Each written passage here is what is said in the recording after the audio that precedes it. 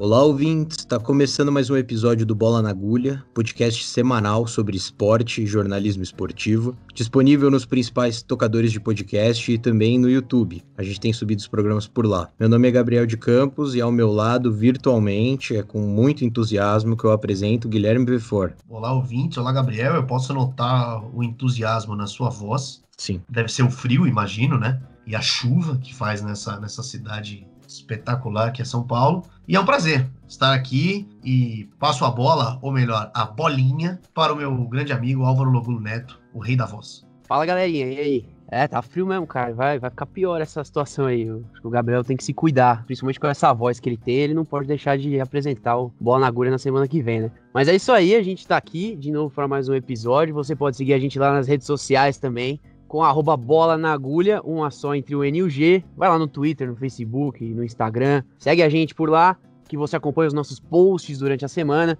com relação ao episódio que a gente vai tocar aqui agora. E semana passada chegaram algumas reclamações no programa, né? Algumas críticas de que talvez eu pudesse ter sido um pouco ranzinza acerca de alguns eventos, mas para mudar completamente essa situação, eu vou mostrar toda a minha humildade, porque eu sou a pessoa mais humilde do mundo, e vou abraçar um ouvinte que eu não tenho nenhuma ligação pessoal, não estudou comigo, eu não frequento a casa e, portanto, um abraço 100% profissional, que é o nosso ouvinte Vitor Mattioli. Um abraço.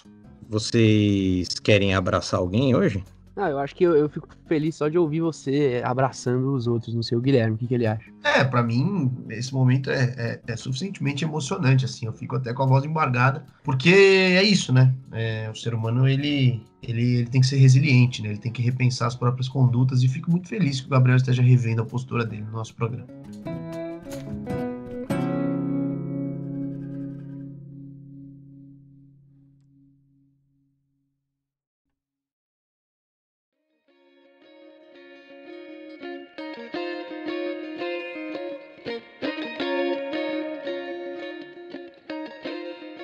Essa semana, aqui no Bola na Agulha, a gente vai falar de um esporte que a gente quase não falou ao longo dessa segunda temporada, e também da primeira, por que não, que é o tênis. Isso porque tem muita coisa acontecendo por causa da pandemia do novo coronavírus em relação a esse esporte, e aqui a gente vai tentar passar pelos principais acontecimentos desde que o tênis foi paralisado, ainda no começo do ano, em fevereiro. A gente vai falar sobre a volta dos torneios, toda a discussão que teve para que eles retornassem e a repercussão que o retorno desses campeonatos gerou, além de certas peripécias do nosso grande Novak Djokovic nos últimos meses aí, que deu o que falar. Então vamos do começo. Em 20 de fevereiro, ocorreu o primeiro cancelamento do calendário do tênis. Uma etapa feminina que deveria acontecer na China, que naquele momento era o epicentro do que viria a ser a pandemia de Covid-19. Aí, a partir do começo de março, as suspensões foram se tornando mais frequentes. Tanto a ATP, que é uma das associações que controlam o tênis masculino, quanto a WTA, do circuito feminino, anunciaram o cancelamento do torneio de Indian Wells, na Califórnia, um dos mais importantes e conhecidos da modalidade. Foi aí que se percebeu realmente que não teria como continuar. No dia 12 de março, a ATP suspendeu todos os seus campeonatos por no mínimo 6 semanas. 4 dias depois é a vez da WTA fazer o mesmo. Em 18 de março, ou seja, nem uma semana depois, a suspensão é estendida até 8 de junho. Com isso, toda a temporada de saibro,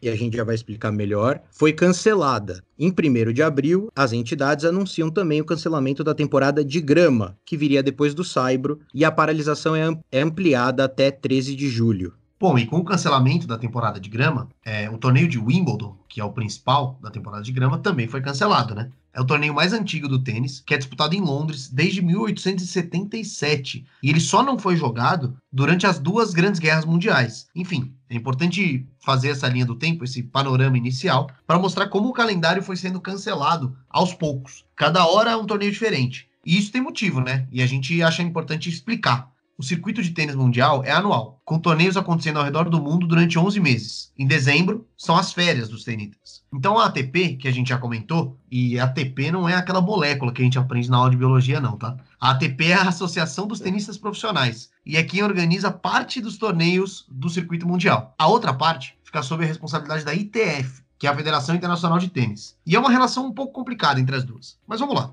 São 4 os torneios mais importantes do circuito mundial. Mesmo que não acompanha tanto, já deve ter ouvido falar, né? Australian Open, Roland Garros, que o Guga ganhou lá nos anos 90, Wimbledon e o US Open. Estes são chamados de Grand Slams e são promovidos pela ITF em conjunto com os próprios clubes que recebem os torneios. Os Grand Slams são os maiores torneios em termos de duração, eles duram 2 semanas. Também são os maiores em premiação e pontos no ranking. E eles são idênticos, tanto para o feminino quanto para o masculino. Eles ocorrem ao mesmo tempo, com a mesma premiação, os mesmos pontos. Por isso que eles são tão prestigiados pelos tenistas e pela comunidade, pelo mundo do tênis como um todo. E aí, abaixo dos Grand Slams, vem uma série de torneios que eles vão se diferir entre homens e mulheres. No caso do masculino, existem os ATP 1000, mais conhecidos como Masters 1000, os ATP 500 e os ATP 250. Nesses casos, os números 1000, 500 e 250, eles se referem à quantidade de pontos que cada campeonato dá ao campeão. No caso do ATP 500, no Rio de Janeiro, por exemplo, quem vencer o troféu também ganha 500 pontos. A WTA, que é a equivalente à ATP só que no feminino, também hierarquiza seus torneios. Quanto mais pontos ele distribui, maior a premiação. E aí, vamos usar um exemplo do masculino para tentar explicar um pouquinho mais sobre o calendário. Então, como você falou, tem os Grand Slams, tem os Masters 1000, tem os ATP 500, os ATP 250, e aí abaixo desse nível existem os ATP Challengers, que são uma classe inferior, é uma espécie de 5º nível desses torneios, que são muito mais frequentes. Então, para a gente numerar aqui, você também falou que são os 4 Grand Slams, né?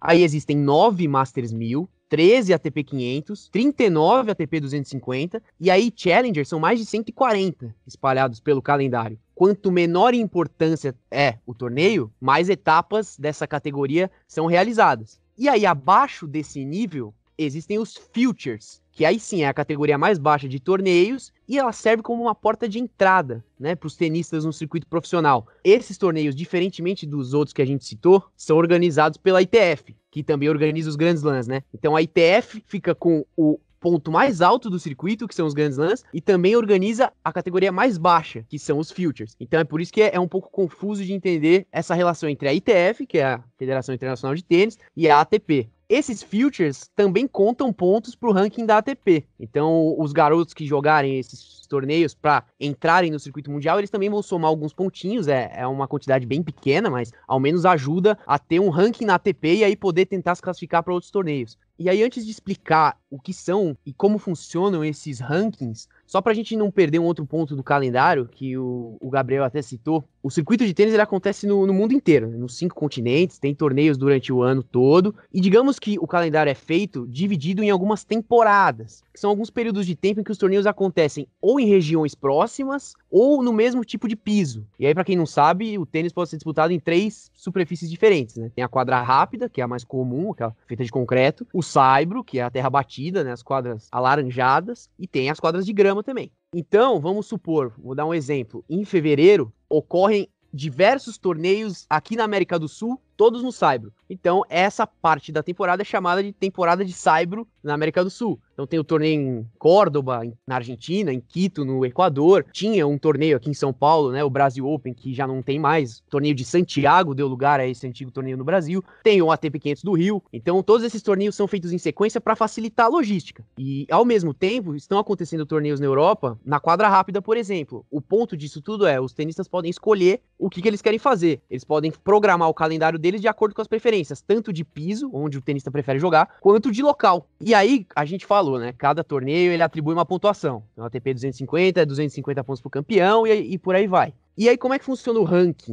O ranking da ATP e o ranking da WTA. Vamos tentar explicar aqui de uma forma bem didática. Eles são anuais, mas no sentido de que eles contam as últimas 52 semanas daquele tenista. Então não importa se você está em janeiro, março ou setembro, qualquer mês do ano, ele sempre vai contar exatamente um ano para trás. E como que eles fazem essa contagem? Eles contam os 18 melhores resultados de um tenista ou de uma tenista dentro desse período de um ano. Então vamos supor que o Guilherme Vefora, um grande tenista, ele conquistou a ATP 500 do Rio esse ano. Então ele ganhou 500 pontos. Ano que vem... Foi uma grande emoção, inclusive, conquistar Exatamente. Pois é, e assim, ano que vem você vai voltar pra jogar, se tudo der certo e tiver o ATP 500 do Rio de novo. Você chega lá como grande favorito e aí perde na final. Então você que tinha ganhado 500 pontos esse ano, volta no ano que vem tendo que defender esses 500 pontos. Só que aí você perdeu na final, você ganhou só 300. Ou seja, você vai ter perdido 200 pontos. Não sei se deu pra entender, mas é basicamente isso. O seu resultado mais recente de um torneio substitui o resultado anterior, porque esse ranking vale um ano só. Se você, Guilherme, ganhou esse ano e não jogar no ano que vem, você vai perder todos os seus pontos. Aí você pode fazer o seguinte, você pode jogar outro torneio para fazer pontos em outro torneio. E aí você vai acabar balanceando esse ranking. Tem um outro ponto que tenta deixar um pouco mais justo. Então não adianta o V4 jogar 30 torneios no período de um ano e o Gabriel, que é um outro grande tenista, jogar 20. Vai ficar desbalanceado, né? Com 30 torneios, o V4 provavelmente vai somar muito mais pontos. Então, o que a ATP e a WTA fazem? Eles contam só os 18 melhores, como eu disse. Mas o mais importante de tudo isso é que com a pandemia e o circuito interrompido, o ranking foi congelado. E é uma coisa inédita na história, isso nunca tinha acontecido. Ele está congelado, ele foi congelado, ele ainda está congelado e até o final do ano os tenistas não vão perder pontos, mesmo com a volta do tênis agora, tá? E a gente vai falar mais depois. O tênis voltou, mas mesmo assim os caras não vão perder os pontos, as mulheres também não, e isso pode ser até um dos motivos que tá fazendo a galera abrir mão de jogar. Aí tem outras implicações em questões de recordes também, né? O Djokovic, por exemplo, persegue o recorde do Federer de mais semanas como número 1 do mundo. O Djokovic é o atual número 1 do mundo, mas as semanas que ele passou como primeiro durante a paralisação não são contabilizadas. Basicamente, em termos de estatística, o tênis não existiu nesses últimos 5 meses. E aí, por fim, só uma curiosidade histórica, né? Até 1968, o tênis não era profissional. Então a gente tá falando de um esporte muito novo nessa questão competitiva, de fato. Porque até 1968 era proibido que os atletas participassem em troca de dinheiro. Então só atletas amadores podiam participar. Quando isso mudou, lá em 1968, ocorreu porque a ITF, na época, percebeu que não tinha mais como ser rentável esse sistema. Não tinha que se utilizar do tênis de alguma forma para ganhar dinheiro. E aí deu-se início à era aberta justamente por permitir a entrada de qualquer um nos torneios. Aí, alguns anos depois que tinha sido criada a Era Aberta, foi criada a Associação dos Tenistas Profissionais, a ATP, em 72. Um ano depois, esse ranking começou a entrar em vigor, assim como na WTA também.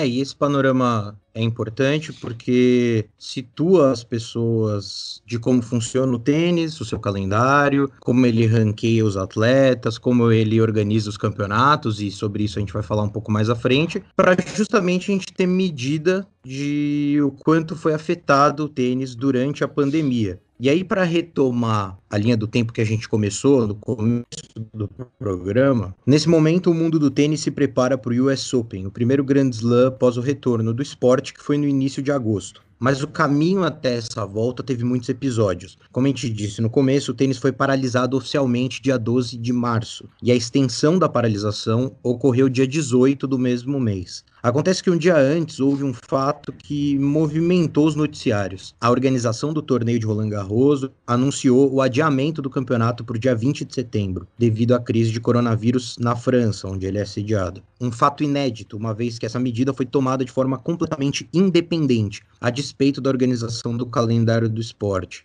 A decisão, inclusive, não deixou nada feliz a organização do US Open, marcado desde sempre para o dia 31 de agosto. Essa decisão seria revista depois e o calendário acabou remanejado. Andrea Gaudenzi, presidente da ATP Tour, inclusive perdoou, entre aspas, Roland Garros pelo deslize e disse que a organização entendeu a necessidade do diálogo. Juntamente com o cancelamento da temporada de grama, que ocorreu em 1º de abril, houve o anúncio de que as atividades deveriam retornar em 13 de julho. Vai acompanhando. No dia 15 de maio, mais uma decisão que adiou a volta dos torneios para 31 de julho. Um mês depois, praticamente, em 17 de junho, foi feito o anúncio de que a retomada das partidas seria oficialmente em agosto, como de fato foi, e a gente vai falar mais disso a partir de agora. E antes de falar do retorno do esporte agora em agosto, a gente vai abrir um parênteses interessante no programa para falar sobre um episódio curioso desse interregno em que o tênis esteve parado. A gente vai falar sobre o Adria Tour, que aconteceu na região dos Balcãs, na Europa. Ele foi promovido pelo Novak Djokovic, como o Álvaro já disse, o líder do ranking mundial, como um torneio beneficente e itinerante, ou seja, ele aconteceria em algumas nações em semanas consecutivas. Na primeira semana, na etapa de Belgrado, cidade natal do Djokovic, na Sérvia, tudo teoricamente certo. Os jogos aconteceram e o Dominic Thiem foi campeão, inclusive contra o Djokovic na final. Mas já chamava a atenção das pessoas a quantidade de infrações cometidas no torneio. Isso porque o respeito às normas e recomendações de saúde foi um tanto quanto negligenciado. Os estádios estavam cheios, tinham torcedores, atletas e membros de comissão técnica sem máscara, enfim, como se não houvesse acontecendo uma tal de pandemia. E como o Djokovic estava em casa, né, estava na Sérvia, no intervalo entre as partidas, ele reuniu os tenistas amigos dele, e aqui é bom a gente dar nome às figuras, então, Alexander Zverev, Dominic Thiem, Borna Coric, Grigor Dimitrov, Viktor Troicki, Andrei Rublev e Marin Cilic, entre outros, óbvio, para jogar futebol, para visitar instituições de caridade, para sessões de autógrafos após as partidas e, claro, por que não, né? Já que tem uma pandemia, por que não uma baladinha numa das casas noturnas de Belgrado? E aí todo mundo dançando em cima da mesa, sem camisa, uma loucura, uma troca de experiências, assim. E aí é óbvio que isso não tinha como dar certo, né? Detalhe, isso no começo de junho, tá? Não é que foi ontem. Nem antes da pandemia. E óbvio que não ia dar certo, né? Na semana seguinte ao torneio, no dia 21 de junho, no dia da final, inclusive, da segunda etapa, que seria entre Djokovic e Rublev, o Dimitrov, que a gente acabou de falar, anunciou que tinha testado positivo para o novo coronavírus. Imediatamente, a final foi cancelada, e aí depois disso, cada um dos caras foi testando positivo. O Troicki, a esposa do Troicki, que inclusive estava grávida, o Coric e, claro, o Djokovic, além da esposa do Djokovic também. Assintomáticos, todos eles, nenhum ficou doente num estado de emergência, mas infectados. E foi a pá de cal no torneio, né? Que aí teve todas as outras etapas canceladas e esse final melancólico, mas convenhamos, previsível, né? O Djokovic, ele foi muito criticado. Por quê? Além de número 1 do mundo, de ser um cara, um exemplo pro esporte, enfim, ele é o presidente da Associação de Jogadores da ATP. Mas recentemente ele disse que suas intenções ao realizar o torneio eram as melhores possíveis, por ser um torneio beneficente, e que se ele tivesse a chance, ele organizaria o torneio novamente.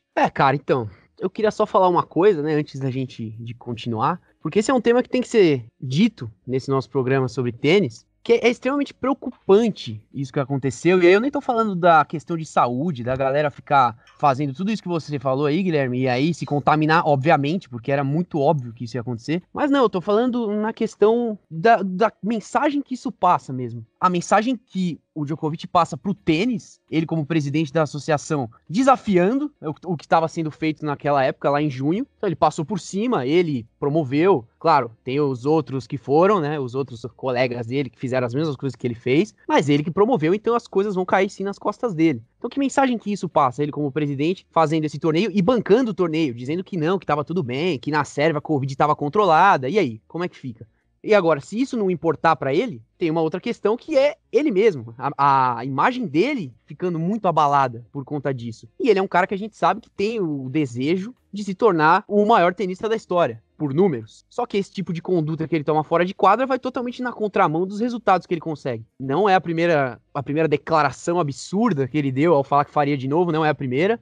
Não é a primeira gafe que ele comete com o Adria Tour. Tem muitas outras coisas que estão acontecendo, e aí vale a gente falar também de uma outra questão que repercutiu, que foi a das vacinas, né? Essa foi uma até que ele disse que ele foi mal entendido, mal interpretado, e de fato a imprensa reportou de várias maneiras o que ele tinha dito. Mas que basicamente ele falou que ele era contra vacina, né? Contra a vacinação. Que se ele fosse obrigado no futuro a ter que tomar uma vacina para jogar um torneio, que ele teria que repensar algumas convicções pessoais dele. E aí, sinceramente, se ele não gosta de tomar vacina, e a gente sabe que ele é um cara que, para chegar onde chegou, teve que mudar muita coisa na vida dele, inclusive no corpo dele, mudou a rotina, mudou a dieta, mudou tudo. Se ele não quer injetar uma substância que ele não conhece, aí, assim, sinceramente, o problema é dele. Ele não quer tomar vacina de tétano, de gripe, sei lá, qualquer vacina, ele não toma. Agora, uma vacina durante uma pandemia, nesse contexto que a gente vive, pra jogar um torneio, ele vai ter que tomar, ponto final. Se ele quiser jogar, ele vai ter que tomar, não tem discussão. Agora, o mais grave disso tudo é ele fazer essa declaração, ele reclamar, ele espernear porque teria que tomar uma vacina, sendo que a gente tá num momento em que tem pessoas morrendo, tem pessoas que estão perdendo parentes, tem gente em hospital, tem gente que foi prejudicado pela Covid, seja por efeitos dos sintomas, seja em outros motivos, e o Djokovic tá reclamando de uma vacina que a gente nem tem ainda e que ele vai ficar chateado se ele tiver que tomar no futuro. É brincadeira, né?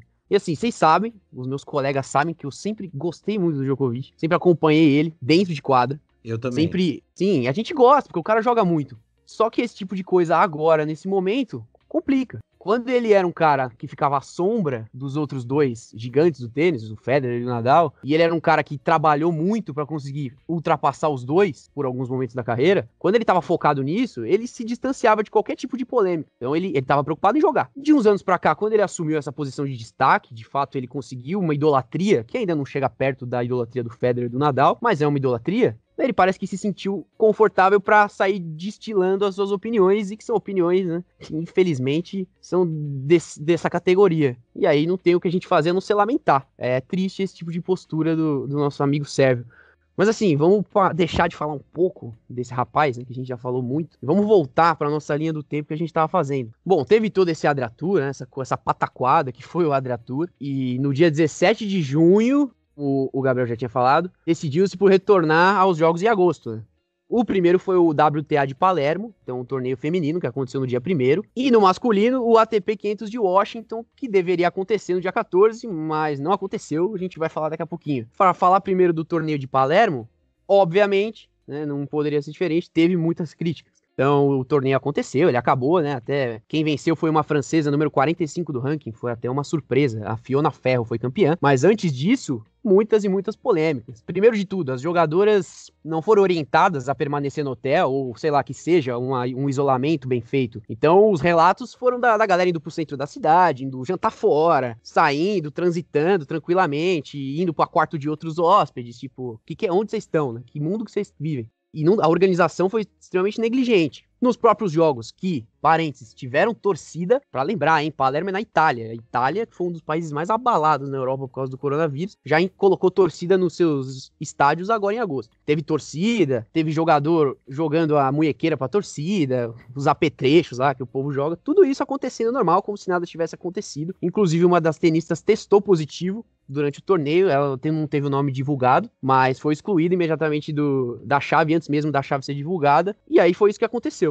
A WTA proporcionou aí uma grande festa do tênis mundial. Festa essa que a ATP só não conseguiu realizar em Washington, porque menos de um mês antes do início do ATP de Washington, que o Álvaro falou, foi cancelado.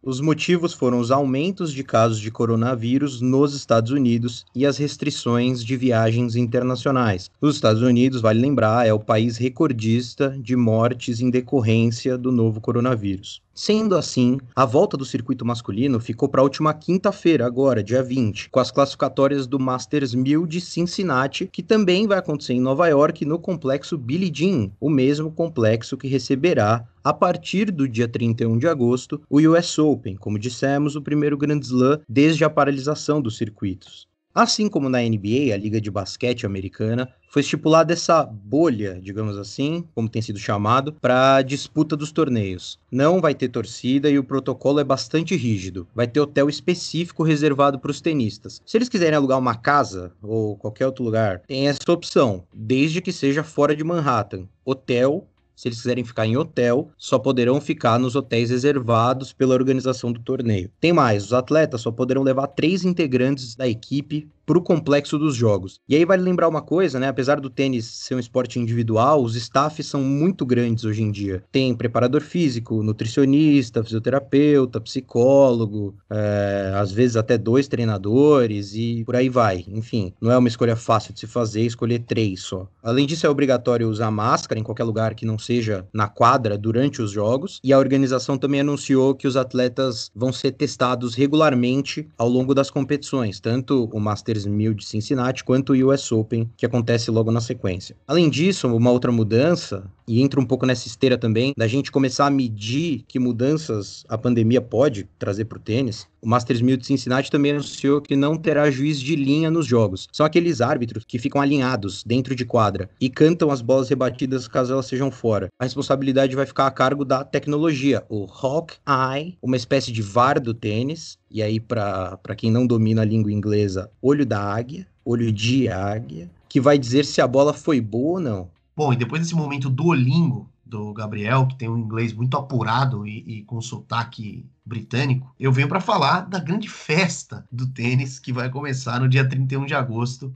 nos Estados Unidos, que é o US Open. O Masters 1000 de Cincinnati, que o Gabriel citou agora, vai até o dia 28, e aí 3 dias depois começa o US Open, o primeiro Grand Slam desde a paralisação por causa do coronavírus. Mas as regras e protocolos da organização do US Open não evitaram que alguns e algumas tenistas desistissem de ir a Nova York. E essa é a polêmica que permeia o US Open. No masculino, o Rafael Nadal, que é o atual campeão, e o australiano Nick Kyrgios já confirmaram suas ausências. O Kyrgios, ele tem sido bastante crítico, né, aos colegas durante a pandemia. Ele já criticou o Zverev e o Djokovic, pedindo que eles fossem menos egoístas em suas posturas nos últimos meses. No feminino, a coisa é mais grave. 6 das primeiras 10 colocadas do ranking da WTA não estarão no US Open, por conta da pandemia. Entre elas, a Ashley Barty e a Simona Halep, líder e vice-líder do ranking mundial, respectivamente. Além da atual campeã do US Open, a Bianca Andreescu. Só um adendo, e aí o Álvaro até pode falar mais do que eu, para você ser criticado pelo Kyrgios, é que você realmente tem tem uma conduta maravilhosa aí diante da sociedade. O Kyrgios não é exemplo para ninguém, né? Não, se você procurar Kyrgios no YouTube, você não vai achar jogadas. Você vai achar ele jogando na cadeira, no juiz. Você vai achar ele dando chilique no jogo. Esse é o Kyrgios, né? Pra você ver o buraco que o Djokovic, ou como ele foi apelidado durante essa palhaçada aí, o Djokovic, ele conseguiu cair nesse buraco aí, no qual ele é xingado até pelo Kyrgios, né? Parabéns. Exatamente. Bom, mas voltando, no total são 21 tenistas que não quiseram participar do US Open. E com as desistências, são tenistas de posições mais baixas no ranking foram chamadas para compor a chave da disputa. Uma coisa comum nos grandes slams são os chamados lucky losers, tenistas que perdem na fase de qualificação e entram numa lista de espera. Sempre que alguém desiste, seja por lesão, doença ou qualquer outra coisa, os lucky losers são chamados. Mas por conta da pandemia, não teve qualificação. Então, se alguém desiste,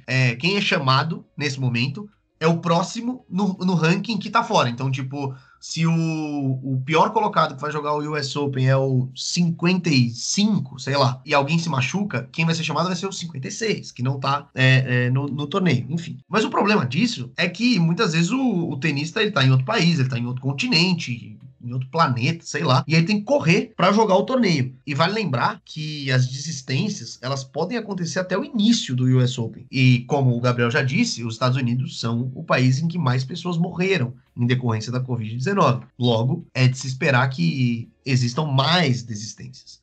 E é importante lembrar também, a gente explicou lá em cima de alguns episódios, que o Masters 1000 de Madrid, ele costuma ser em abril, e ele foi realocado para setembro, logo antes do Roland Garros, e ele foi cancelado pela organização. Isso fez com que o ATP de Hamburgo fosse antecipado. Mas o mais importante de se destacar é que até o último torneio, lá no meio de novembro, que é o ATP Finals, e reúne os 8 melhores tenistas do ano, vai haver apenas um campeonato por semana. Isso é relevante porque o Álvaro explicou lá em cima a quantidade de torneios que tem entre Challenges, Masters e Futures. Então são muitos torneios acontecendo ao mesmo tempo. O atleta pode escolher qual que ele quer jogar, enfim. Nesse caso, agora, só vai ter um campeonato por semana. Isso é muito diferente da normalidade, né? Já no WTA, no circuito feminino, vão ter alguns torneios concomitantes, mas ainda assim, num número reduzido em relação ao que normalmente acontece. Exatamente. Em nível ATP mesmo, falando dos torneios mais importantes, vai ter um só por semana. Então vai ter um ATP 250, ele não vai dividir espaço com nenhum outro. E aí também teve esse cancelamento de Madrid. Uma coisa que aconteceu de diferente foi que o ATP de São Petersburgo subiu de categoria. Então ele era um 250 que virou 500 agora. São Petersburgo em festa agora, hein? Ah, sim, sem dúvida. Principalmente nesse contexto maravilhoso com essas categorias. Assim, se a vacina russa for testada e aprovada, o ATP de São Petersburgo, de fato, vai Vira ser Grand uma Slam. grande festa. É, exatamente. Não, aí já faz grandes lá, então. Porque a gente tem que ver agora, porque os torneios eles têm um limite, né? Não é assim também, vou fazer um torneio, ele vai ser um ATP 500. Não, tem um processo lá pra você escolher. Então, se o ATP 500 de São Petersburgo virou, né? Um ATP 500 de São Petersburgo, é porque algum outro vai ser rebaixado. E aí, cabeças vão rolar aí no calendário do tênis. Mas assim, falando da questão das desistências que você pontuou, que é uma polêmica, né? Claro que é. O Nadal, principalmente, por ser o atual campeão do US Open também, ele não vai estar. Então, que nem a Bianca Andreescu, campeã do feminino, o campeão do masculino também não vai estar. Então é o US Open sem os campeões e um Grand Slam sem Nadal e Federer depois de mais de 15 anos também. Só estatística negativa, parece, né, que a gente vê. E, claro, tem essa questão da Covid, óbvio, os Estados Unidos com um número de mortes altíssimo, mas o Nadal fez questão de dizer que ele não vai, por opção de não se arriscar, mas ele apoia a realização do torneio e ele entende perfeitamente a postura de quem decide ir. Então, assim, ele não vai porque ele não quer se arriscar. E aí tem outro ponto também, que é ele tá se preparando para Roland Garros, né? Ele tá jogando já no Saibro, porque depois, em setembro, ele quer jogar Roland Garros e quer ganhar pela 13ª vez na carreira. Então não faz muito sentido ele ir até os Estados Unidos jogar numa quadra rápida, depois o torneio é no Saibro 2 semanas depois, ele prefere ficar tranquilinho treinando. Mas assim, são vários os motivos que fazem com que o Nadal possa desistir do US Open. Tem a questão financeira também. Cara, o Nadal, ele não precisa do dinheiro. E ele não precisa dos pontos do ranking, já que a gente falou que o ranking tá congelado. Ele não vai perder os pontos dele. Então muitas coisas ajudam o Nadal a tomar essa decisão. Só que isso não é uma verdade no universo do tênis. Não é uma verdade absoluta. Assim como no futebol, essa discussão sempre aparece. Não são todos os atletas, não são todos os tenistas que ganham montanhas de dinheiro. É um esporte de elite, é um esporte caro, mas não é assim. Aliás, muito longe disso. As premiações são altas, mas também o custo para praticar o esporte é enorme. Você fala de um tenista mais novo, para viajar, os torneios que a gente falou são no mundo inteiro, o cara tem que ficar viajando de continente em continente, tem que se inscrever nas competições, e as competições são caras, sem ter uma certeza de onde ele vai chegar. O que ele ganha de dinheiro é o resultado dele semana a semana. É o que ele consegue dentro de quadra. Então, sendo realista, nesse contexto de pandemia, a galera que tá abaixo do top 100 do ranking tá numa situação complicadíssima. Porque esses jogadores precisam eles estar ativos para poder se sustentar. Muitas vezes os patrocínios só eles não bastam. O patrocínio pro Djokovic, pro Federer, pro Nadal, basta. O patrocinador desses caras, às vezes ele fornece as raquetes, né? A marca de raquete fornece o material que ele vai jogar, o calçado que ele vai vestir, nada além disso. Não tem mais dinheiro do que isso. Não tem como o cara se sustentar. Então ele precisa jogar para poder ganhar dinheiro. Então o Nadal desiste do US Open, outros tenistas, a Halep também desistiu, mas os outros que estão mais abaixo, eles não vão poder desistir. E aí é importante a gente pontuar como isso abala o calendário do tênis. Isso nunca aconteceu na história do ranking e do calendário do tênis da forma como é. Que a gente falou, é uma história recente. Esse sistema, ele só funciona se ele for alimentado constantemente de torneios. Tem que ter torneio acontecendo, tem que ter inscrição sendo feita, tem que ter premiação sendo dada e o dinheiro gira. Em um nível maior do que no futebol, porque os atletas eles não têm salário, né, do clube, eles não ganham um salário para jogar. Como eu disse, o dinheiro é totalmente da premiação, o dinheiro para essa galera mais debaixo do ranking. Tem que jogar, não tem jeito. E aí é com ou sem Covid. Não tem essa opção, infelizmente, pra esses caras. Então o US Open ele tem que acontecer, ele não vai perder prestígio por causa disso. As desistências vão acontecer de quem pode, felizmente, tomar essa atitude de não se arriscar. Agora, pro cara que tá precisando de dinheiro, pra vocês terem uma ideia, a premiação da primeira rodada do US Open é de $61 mil. O cara entra, enquadra e conclui o jogo dele na primeira rodada, ele pode tomar um 3-0 em sets, pode ser 6-0, 6-0, 6-0. O cara vai tomar um pau, vai perder sem fazer nenhum ponto, mas ele garantiu $61 mil. Se a gente comparar, por exemplo, com o ATP 250 de Santiago, no Chile, que inclusive esse ano foi vencido pelo brasileiro Thiago Wilde, né? O moleque lá conseguiu ganhar, fazer a melhor semana da carreira dele, ganhou 5 jogos, bateu os jogadores que estavam acima dele no ranking, uma baita de uma semana, foi campeão, ganhou $100 mil. Então, $100 mil pro campeão de Santiago, 61 mil para você jogar uma primeira rodada de um Grand Slam, que é muito maior, tem 100 tenistas a mais na chave, claro, e aí isso deixa claro, resume o panorama, né, desses tenistas que estão com o ranking mais baixo. E diante dessa preocupação, ó, ATP, WTA e ITF anunciaram um fundo de investimento de $6 milhões para ajudar esses tenistas. A ideia, inclusive, teria surgido de uma conversa entre Djokovic, Nadal e Federer, de criar esse fundo, né? Não se sabe se foi exatamente assim. O Djokovic, como presidente da associação, deu essa ideia e ela acabou sendo concretizada. Ela distribuiu cerca de $7,5 mil entre 800 tenistas, homens e mulheres. Aí tem tenistas que jogam simples, né, que jogam sozinhos. Tem tenistas que jogam duplas também, que foram ajudados. Enfim, o Djokovic, inclusive, ele tinha sugerido que os tenistas mais bem ranqueados, eles contribuíssem ainda mais com um valor à parte, entendeu? Então teve esse fundo e ele sugeriu que ele e outros tenistas, cada um de nós vamos dar mais um dinheiro aí. E teve uma galera que não quis, não. O Dominic Thiem, por exemplo, falou que ele não ia ajudar porque ele acha que tem muito tenista que tá abaixo dele que não se esforça o suficiente pra chegar onde ele chegou, então ele não ia dar dinheiro pro cara. Então você vê como a classe também, às vezes, que é bem unida, né? Essa dos tenistas. É uma mentalidade inacreditável. O clima entre eles é bem agradável, realmente. Excelente. Jogadores se agredindo pela rede social, xingamentos, mesquinharia. Agora. Parece o elenco do São Paulo Futebol Clube, né? Trocando farpas também com outros atletas. Tá proibido falar de futebol nesse programa, Guilherme. Mas eu tava falando justamente do elenco de tênis. O São Paulo, caso você não saiba, é um clube muito completo que tem estruturas enormes com quadra de tênis. Mas as quadras foram alagadas lá outro dia, não tem mais. Quem quer consegue. Agora, você falou do fundo que foi criado, é porque eles têm um grupo no WhatsApp, Álvaro. Ah, sim, esse aí. Os três. Notícia, né? Claro. A notícia não é o fundo financeiro, a notícia é que eles têm um grupo no Zap. E o que será que eles fazem? Eles compartilham vídeos de treine seu saque, treine sua esquerda. Vídeos de animais fofinhos, resenha e textos que eles consideram... motivacionais. Isso, exatamente. Uns vídeos do Prembaba, esses caras aí, esses monges aí que ficam dando conselho pra todo mundo. E esses três que não se dão muito bem, né? Não se dão muito bem lá. O Nadal se dá bem com o Federer. O Djokovic não tem muitos amigos no circuito, não. E parece que ele faz questão, né? Parece que ele, nesse momento, tá querendo colecionar menos amigos ainda. Impressionante. Bom, isso que a gente falou que ia parar de falar nele, né? Com todo respeito ao Djokovic aí.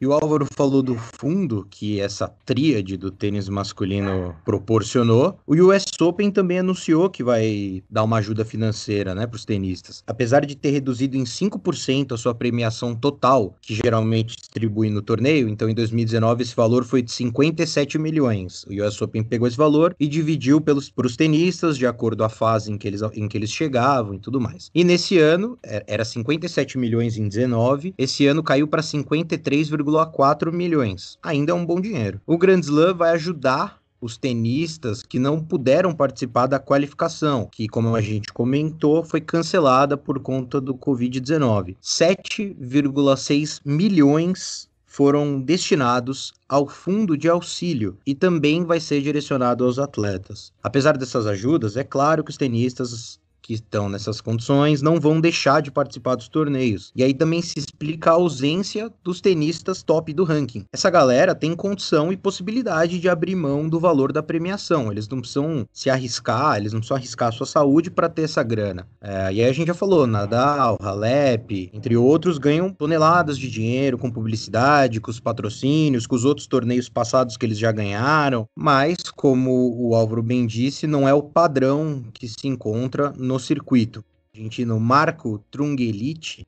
pouco mais de 2 semanas, disse que, abre aspas, o tênis é uma cidade de 3 mil habitantes, onde só 70 vivem bem, fecha aspas. Foi uma alusão, uma crítica clara à questão do ranking que a gente falou agora há pouco. Só os top do ranking conseguem de fato ter estabilidade. E o nosso amigo argentino ainda complementou, abre aspas, recebi 4 mil euros de ajuda da ATP Tour e claro que agradeço. Mas não é normal que um tenista que seja 130 e tal do mundo não sobreviva alguns meses sem competir e ganhar dinheiro numa modalidade que tem tantos milionários. No fim das contas, o que a gente tira de conclusão disso tudo é que a pandemia mexeu demais com a estrutura do tênis de uma forma inédita. A gente chegou até a falar como o esporte é recente, ele se profissionaliza de fato nos anos 70, e desde então é uma engrenagem que funciona de uma forma muito pouco saudável e com poucas mudanças ao longo desse tempo. O tênis só se sustenta com esse calendário inchado, cheio de torneio o tempo todo, porque é assim que os tenistas ganham dinheiro, como o Álvaro explicou. E o tênis precisa desse calendário inchado, se ao mesmo tempo que os tenistas precisam para ganhar o dinheiro deles, os torneios também precisam para fazer esse dinheiro girar e para vender os torneios para televisão e por aí vai. Quando tudo para, e é aí que a gente percebe que se trata de um esporte sustentado por muitos em prol de poucos e com inúmeras disputas de autoridades, questões de vaidade, mesquinharia, como a gente disse, e por aí vai. Foi o que fez, por exemplo, Roland Garros, o Aberto de Paris, anunciando uma nova data pro Grand Slam sem consultar ninguém. Quer dizer, o calendário do tênis é uma puta coisa rígida, completamente apertada, e aí vai um dos principais torneios e muda a data sem questionar os outros Grand Slams, sem concordar isso com a Federação Internacional num primeiro momento. A comunicação no tênis não é nada clara. Isso gera essa série de desentendimentos, esse bate-boca na imprensa, postagens agressivas. Por último, por fim, é uma questão que fica até para outro programa, ainda tem uma outra esfera que circunda o tênis, que são as apostas. Por todos esses motivos que a gente já disse, por essa necessidade dos tenistas e muitas vezes por essa volatilidade do ranking, quer dizer, não entre os primeiros, claro, mas para você ser o número 100 e você ser o número 250, precisa de muito pouco. Então essa volatilidade do tênis, essa necessidade dos caras jogarem e as altas cifras fazem com que o tênis seja um esporte que seja muito apostado. E isso não só apostas legais, como também apostas ilegais, o que dá margem para todo tipo de, também, imoralidade, se você quiser chamar assim, de tenista que vende derrotas por causa de aposta, que perde propositadamente em primeira rodada, mesmo sendo o favorito, por causa de aposta. Enfim, mas como é um assunto, esse assunto das apostas é muito interessante e muito comprido, complexo pra gente explicar no final desse episódio do Bola na Agulha, a gente vai fazer questão de voltar nesse assunto mais adiante e explicar direito como isso funciona no tênis. Bom, e agora para terminar a nossa pauta principal desse programa, uma notícia quente que os nossos correspondentes em Nova York, a nossa equipe que vai cobrir o US Open, mandou pra gente, né? O glorioso Masters 1000 de Cincinnati começou na quinta-feira agora, e 2 tenistas, o argentino Guido Pella, ou Pecha, porque ele é argentino, né? E o boliviano Hugo Dellien, foram excluídos da competição de última hora, por terem tido contato com o treinador que contraiu com o Covid-19. Os tenistas fizeram o exame e testaram negativo já 3 vezes, mas ainda assim, a organização retirou os 2 do torneio por motivos de precaução. E a decisão não agradou muito, não. O próprio Djokovic, e aí, olha ele aí mais uma vez, né? A gente não quer falar dele, mas ele sempre aparece, né? Para alegria do nosso querido rei da voz, Álvaro Logulo. O próprio Djokovic, ele recolheu um abaixo-assinado, sim, para tentar fazer os atletas jogarem o Master 1000 de Cincinnati. Mas, sem tempo hábil, eles acabaram ficando de fora mesmo e tem esperanças de jogar o US Open. Eles só precisam de mais um teste negativo e vão ser aceitos para jogar o US Open. Vão ficar em quartos isolados até lá e vão treinar separadamente dos outros também. Mas é bom ficar de olho, viu? Porque com o US Open chegando, com mais torneios acontecendo, é importante ver o que essa situação vai dar e outras novas situações, né? Tem tudo para ser um final aí de temporada do tênis repleto de WO. Não, e sabe o que é engraçado, cara? O US Open tirou a qualificação, né, o qualificatório, para, né, diminuir o número de jogos, só que Cincinnati ainda manteve a fase de qualify. E aí aconteceu isso aí e o Guido Pella e o Hugo Dellien foram retirados até do qualify, né? Então não dá pra entender os critérios que esses torneios adotam. Um tem, o outro não tem, enfim. Thiago Monteiro, brasileiro, inclusive, ganhou o jogo dele ontem no qualify de Cincinnati. E o torneio tá rolando aí.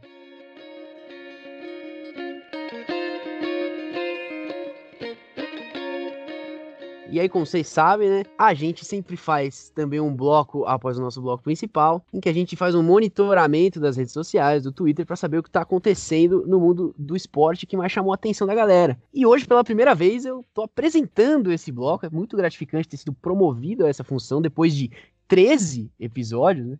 14, porque a gente teve um episódio com uma duplo. Então eu tô aqui finalmente exercendo essa função. Vou jogar para meus companheiros, mas eu só queria dizer uma coisa. Primeiro assunto, né, que eu realmente fiquei revoltado com isso quando eu vi na quarta-feira. Inclusive, fui até o Twitter, recorri ao Twitter para entender o que estava acontecendo, que foi a Globo sofrendo a maior derrota dela nesse ano. Claramente a maior derrota da Globo, que foi retirar a musiquinha, os hinos dos times dos gols, cara. Não é possível, cara. Saiu o gol do Corinthians, começou a tocar uma marchinha de carnaval. E cadê o hino do Coringão pra alegrar a nossa quarta-feira à noite? Eu não sei se o Guilherme quer comentar alguma coisa sobre esse assunto. Eu não tenho nada a comentar, só achei que foi uma atitude de merda da Globo. E a partir de agora eu passo a torcer pro Flamengo e pro Bolsonaro nessa briga que eles têm com ela. Sem dúvida nenhuma. Declarações polêmicas aqui do nosso companheiro de bancada, Gabriel de Campos. Sobre isso, cara, eu diria que se eu fosse corintiano, se eu torcesse para a agremiação Esporte Clube Corinthians Paulista, ficaria muito triste por não ver aquele belo hino, né, que a Globo tinha transformado num ringtone, como fez com todos os outros hinos, de maneira brilhante, era muito interessante. A Globo ela tinha a capacidade de pegar hinos ruins e transformar eles em hinos palatáveis. Sem então, citar se eu nomes. exatamente, não vou citar nomes nem mascotes animalescos com crista. Mas se eu fosse corintiano, eu teria ficado muito feliz, cara, de ouvir o hino do meu clube. Teria ficado triste por não tê-lo ouvido. Mas como eu não sou, também não tenho muito a comentar, não. Vamos esperar aí. Eu, como jornalista, eu prefiro assistir os jogos com isenção, não torço pra ninguém, mas a festa dos hinos ela é sempre muito legal e muito gostosa. E a Rede Globo, mais uma vez, enfia os pés pelas mãos e caminha rumo ao fracasso. Não, e o Twitter explodiu com isso aí. Ninguém Isso gostou. automaticamente, quando saíram os gols na quarta-feira, uma enxurrada de críticas das mais educadas. Mas teve um outro assunto muito interessante também da rede social e que conversa com programas anteriores que fizemos, em especial o que o Álvaro falou agora há pouco, que teve 2 partes, dos magnatas da bola. É uma coisa que ganhou menos repercussão do que a gente acha que deveria, mas que teve uma certa repercussão, principalmente em posts estrangeiros, assim, o pessoal envolvido com esse jogo, que é um post referente à final da Liga dos Campeões, entre Paris Saint-Germain, o time do agora adulto, Ney, contra o Bayern de Munique, um time sério, que foi uma postagem da digníssima Qatar Airways, uma companhia aérea do Qatar, e que está completamente envolvida com o futebol. A Qatar Airways patrocina uma série de times, entre eles PSG, estampa a camisa do Barcelona, mas é também parceira do Bayern de Munique e da Copa do Mundo.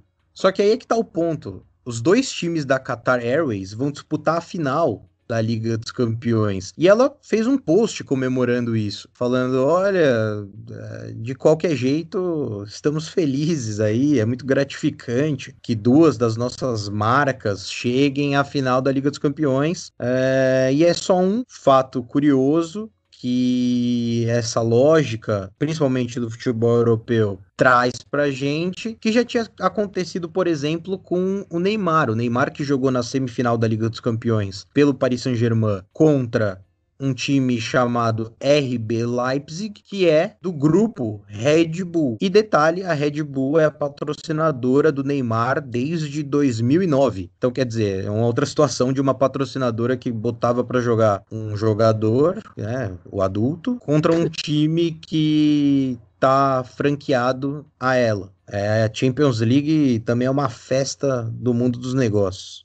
E só uma curiosidade sobre o RB Leipzig, derrotado aí pelo RB Neymar Júnior. O nome do time, o RB, ele não é de Red Bull, porque as regras na Alemanha, elas não permitem que você coloque o nome da empresa no time, a menos que a empresa tenha uma quantidade de ativos desse time por um tempo X lá, se eu não me engano são 20 anos, alguma coisa assim. Por isso que o Bayer Leverkusen, por exemplo, tem o logo da Bayer no seu símbolo. E aí, quando a Red Bull inventou esse time na Alemanha, o RB Leipzig, criaram um nome que acho que é Rasenball Sport, que Rasenball quer dizer esporte na grama. Rasenball Sport, né? Quer dizer esporte com bola na grama. Que foi um malabarismo que eles fizeram para colocar o nome de RB Leipzig. E se você perceber também, no logo do RB Leipzig, o touro, que é característico da Red Bull, ele não é exatamente o touro da Red Bull, ele tem como se fossem uns raios, assim, ele é um pouco diferente, e tem uma coloração também um pouco diferente do touro da Red Bull, justamente por não ser permitido.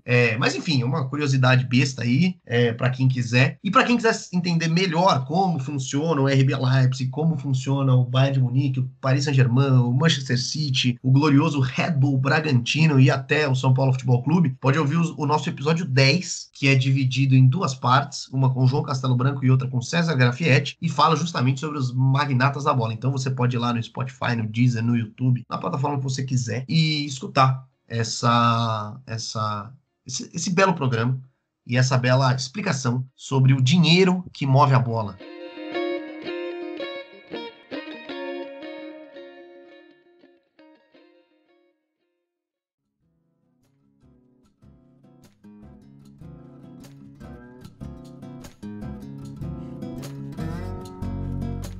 Bola na Agulha, ou Bolinha na Agulha, como sugeriu o Guilherme no começo do programa, vai ficando por aqui. Uma alegria tremenda ter falado de tênis e ter contado com a presença estarrecedora do Guilherme Vefor, que realmente é um motivo de muita alegria que eu tenho na minha vida.